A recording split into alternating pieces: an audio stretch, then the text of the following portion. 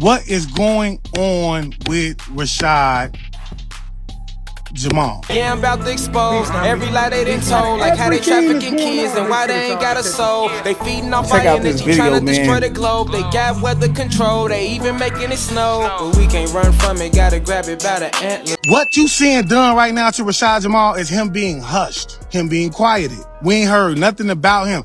And in my opinion, I know I have not heard anything about Rashad Jamal, I want to say, since the last video that I put up with his wife, basically stating that they got him in basically a dungeon. He ain't got no bed to sleep on or nothing. Are we paying attention? Because this right here is a repetitious thing that's being done. It's almost a ritual that they do to the people who step up in any way, form, or fashion. And as they would want to say, have a big mouth, want to be unapologetic in their approaches and things like that. This is what you see take place. It's almost a ritual, y'all. That's why I say, y'all, you know, it's important that when we see people come forth and they speak about certain things, that you really take heed to it, because the people that you cannot see on a day-to-day basis, they plotting and scheming on how it is that they can keep you at a stagnant motion. You got people in the back, right? That you have to understand. So when we talk about that, we talk about control opposition, y'all. People that's going to be put in place to also combat whatever it is that's being said, y'all. You know what? When I get on here and I talk, I don't even expect everybody to be able to resonate with what it is that I'm saying, y'all. And see, the reason I don't expect that is because I know everybody has not actually experienced what I've experienced, but that doesn't mean that they haven't experienced anything. But I say all that just to say that when we talk about what's going on the back burner of the chosen seed, the ones that has actually begun to step into their purpose, get on the forefront, that has actually been unapologetic in their approach, y'all, it's always something like this that's happening behind the scene that's trying to cause them to be brought to their demise. So that's why, you know, even when he was around, before Rashad Jamal got locked up, he was saying, take heed, bro, because he even knew that shit was going to take place. Now what's going on? Everybody looking like, yeah, they locked him up. They only doing that because it's celebrity, but I keep telling y'all, bro, it's all about quieting him down. You have to understand, before they put him in the situation that he's in now, he was able to then reach out, able to still give his message, able to still be a threat in some way, form, or fashion. They could not hush him up. But now that we've put him in a situation to where we can actually, you know, say that he cannot make phone calls and things like that, his voice is not able to be heard. Therefore, the message is not able to be given nor received. You see what I'm saying? And I want you to peep game. I want y'all to see exactly how it was done. They used the very thing that he was trying to use to get him up and out of his situation against him, to make sure that he was protected against him, so that people would know that he was alive against him. They used all that against him, y'all.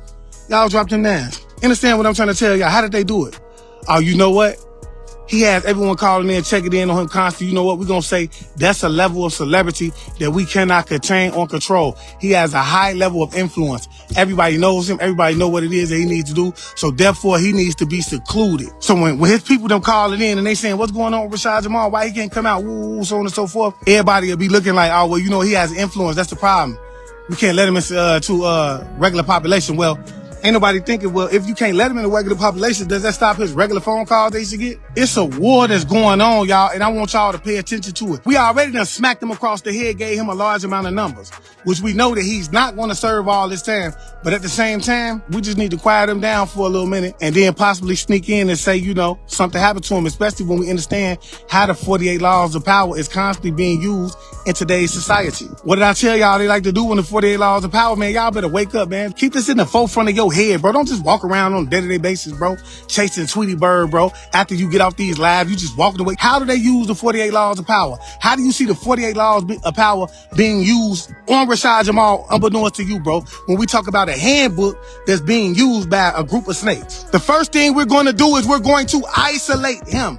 Didn't I say that, bro? What did they do? They isolated him, because the way that they had him isolated in the beginning wasn't enough isolation to begin with. I say take the message serious that he sent home when he said, look, man, I don't know, bro, if I'm gonna make it, bro. The ancestors may have their will, so on and so forth. I say take it serious, because we have to understand, bro, at this point, it could be a little further than just trying to break him. What do they do with the 48 laws of power? Let's isolate him. Why do we want to isolate him? Because if he's by himself, nobody could tell a story. It's my word against his. We have a chance to create the narrative. Are you paying attention? Are you paying attention? I want y'all to pay attention, because guess what? We have to catch these things before they happen, bro. How long we going to allow this shit to happen and not stand on nothing? That's isolation. That's the 48 law of power. Now guess what? We're going to assassinate his character, which they've already done throughout the whole trial process. They've assassinated his character. So the following that he had is not as strong as it was, because guess what? People already done turned their backs on him. You got other people that was rocking with him on the outskirts. They turning around. They're diluting his name. Now we have a smear campaign going on. Understand what I'm trying to tell you? That's all about assassinating the character. And ain't nobody paying attention. This is the 48 laws of power that you're seeing take place. I'm telling y'all what is going on. How the fuckery happens, how the setup is being put into place, the motherfucking game that they book that they use, the games that they use, the rules to they book, how they playing it, y'all. 48 laws of power. If you've been around for a while, then you understand, bro, that I've told you this. Don't allow these things to go over your head. This is like a ritual that's being done with every individual that come forward and they got something to say and they're unapologetic about what it is that they have to say. Every individual that does not want to use their influence in a manner that they think that it should be used in. Y'all better wake up, bro. I'm trying to look. Can I dispel y'all for a minute, man? Drop them nines for me. Can I dispel y'all for a minute, man? And how are they doing it? They're doing it using the 48 laws of power, man. What do you see them doing? They're taking him through a smear campaign as we speak. Up and coming people who out here, they want to come out and they want to say certain things, bro, and not peep the game so they can understand and understand how it is that they actually need to move out here. Especially for the ones who standing in their truth and speaking the truth from deep down in their soul, bro. The ones that they know is actually speaking the truth and the ones that they know that's actually dangerous in terms of the information that they're actually giving. Pay attention to it. This is the 48 laws of power. Assassinate the character. Now we got a smear campaign going. We're going to run around and say he's a cult. He's a cult. He's a cult. He's a cult. Okay? Then we're going to further smear his name. Then we're going to have other people around him, right?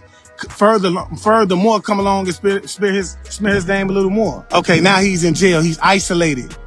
Okay, he wants to be a witty one. He wants to be smart. You know what we're going to do? We're going to further isolate him more because we need to create the narrative. As long as he can get out here, as long as he can get on the phone, as long as he has a way to have his messages relayed in any way, form, or fashion, bro, we can't create the narrative because he can always get on here, cry wolf, say anything he want to say. You know what? How can we stop him? Okay, well, let's be more witty than him. He has everyone calling in because he has a lot of people out there that love him.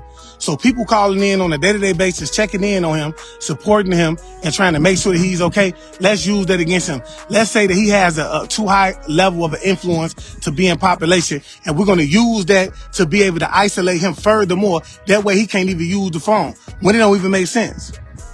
They ain't asking how they gonna get away with this because they know 99% of the population they don't understand that because there's a lot of people that does deal with social media who have never been to jail. And the ones who do know how it's going, they ain't really speaking on it because they too busy. They got other things that's going on in their life. So yeah, we gonna push this narrative, bro. And then, you feel me? When things start to quiet down around him, so on and so forth, we'll say something happened to him. This is how the game go, y'all. We gonna hit him with plates and things like that. Did you hear what he said? He said he believed that they was putting some in his food. He got sick. They gave his girl a hard time with putting money on the phone. Why? Because they wanted him to get those plates. Okay, we're going to stall him out in terms of having the money put on his phone. That way he can't get commissary. He has to eat from the plates if he want to eat. Let's see how much self-discipline he has. But it's all a game tactic because guess what? We want to quiet it down. Then we want to say, look, even with the letter that he wrote, they could take that and then turn it around and try to make it sound like a suicidal letter. Something that he was saying to give his last words. We have to catch on to the game is the point that I'm trying to make. We got to catch on to the game. We have not heard from him, in my opinion. And if you have heard something from him, please drop some in the comment section below. Let me know where I can find some information that out on him. Just like Malachi York. Nobody hears from him anymore. It's been a while. We hear people talk about him, but nobody actually hears from him. Nobody actually hears from him anymore. Isolated. We created the narrative. You see what I'm saying? So I asked y'all, man, what is going on, man? And you know what? It's been put on my spirit, man, to get on here and really talk about it because, I've seen it happening. I'm like, man, you know what? Things are being quieted with Rashad Jamal. We haven't heard from him in a minute. We haven't heard anything about him in a minute. It's been very quiet on his side of town, y'all. You see what I'm saying?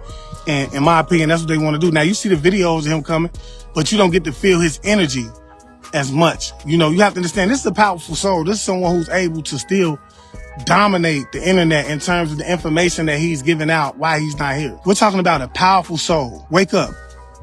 A powerful soul. We have to some way pull his energy away from them so it's allowed to die down in hopes that, guess what? That's going to, they understand that they have bots out here. They have certain people that's nothing more than bots. And I'm gonna keep it real. 100 with y'all. See, I see this right now when it comes to this whole chosen thing, man. it's becoming more of a gimmick, bro. You know what I'm saying? That's how I look at it. It's a lot of people out here that's playing. And, you know, for the ones who feel like, you know, they solid, then you know this ain't for you. But for the ones who just, like, really out here, bro, that's doing it for the gimmick, for the trend, never riding the wave, this is what you have to expect. You could say some shit, bro. Okay, you want to be a truth teller, but you don't know how real it is. You want to be out here leading the pack, calling yourself a chosen one, but you don't know how real it is until it's your turn to have your head put on the platter in some way, form, or fashion. Like, it's really happening behind the scene. This is the fire, y'all, that he has to go through. I don't care, y'all, like, you have to understand this, bro. Like, we can only speak to what it is that we think we know, that what we want to know, what our spirits is telling us, what we can assess from any situation. But he knows 100% what's going on with him behind the scenes, as you would. This is a test and a testimony for him. Understand what I'm trying to tell y'all, bro? Do you understand? Look, I want you to understand what a test and a testimony is, man. We're going to put you under pressure. I'm going to allow you to go through these things, you feel me? To see how strong you are from a spiritual standpoint. Can you take it? Will you fold? What's gonna happen? And when you come out, see, you have to understand, even in this moment, you don't think that man know who rocking with him right now. He's learned a lot along the way. He know who rocking with him, who probably phony, but they just still stand down right now because they know when he come on, he still has the ability to manifest his reality. He still has a form of magnetism to him, to where the universe is going to continuously bless him from a financial standpoint. So people know that when he come home, you know, he gonna be good. And to even be around him is going to put them in a good situation. So they going to phony kick it the whole ride. Understand that. He knows that now, because guess what? When we talk about the next part of his journey, some people can't go with him on the next part of his journey. So the Most High is saying, look, bro, right now, I'm stealing you. I'm testing you in this moment, and I'm going to steal you so that you will really see who it is that's rocking with you right now. Who's fucking with you, because I'm putting you in a position to eat, to have, you know, in some terms, to have money. So, you know, because we have to stand, even from a financial standpoint, see, you have to understand that the Most High needs some people to be comfortable in order for them to be in their purpose to begin with, to bless others. I need you comfortable. I don't need you doing nothing but focusing on what your purpose is, man. That's what I need you doing. So therefore, anybody around you, if you do have a family, has to be comfortable as well. If you do have a group that you're working with in terms of, you know, helping you produce whatever it is that I need you to do, or be in the places that I need you to be in, they need to be comfortable as well. So you got people that are trying to stick around you just for those facts. I want you to know who it is that's sticking around you just for those facts right now. So when you overcome this, guess what? You will be stronger. You will cut them out, because everybody can't go where you finna go. And that go for a lot of y'all too, bro. That's what be happening in your life and you don't even know it.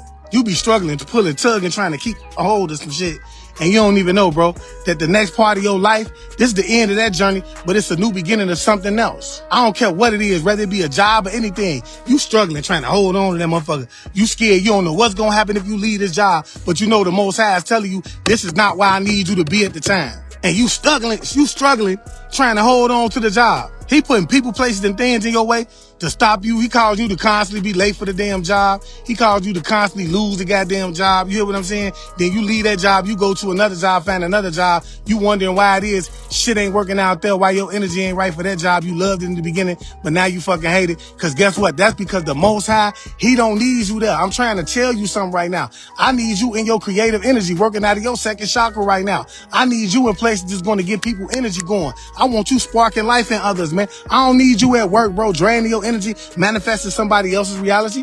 I want you stepping in your power right now. Y'all gotta wake up to these type of things, bro.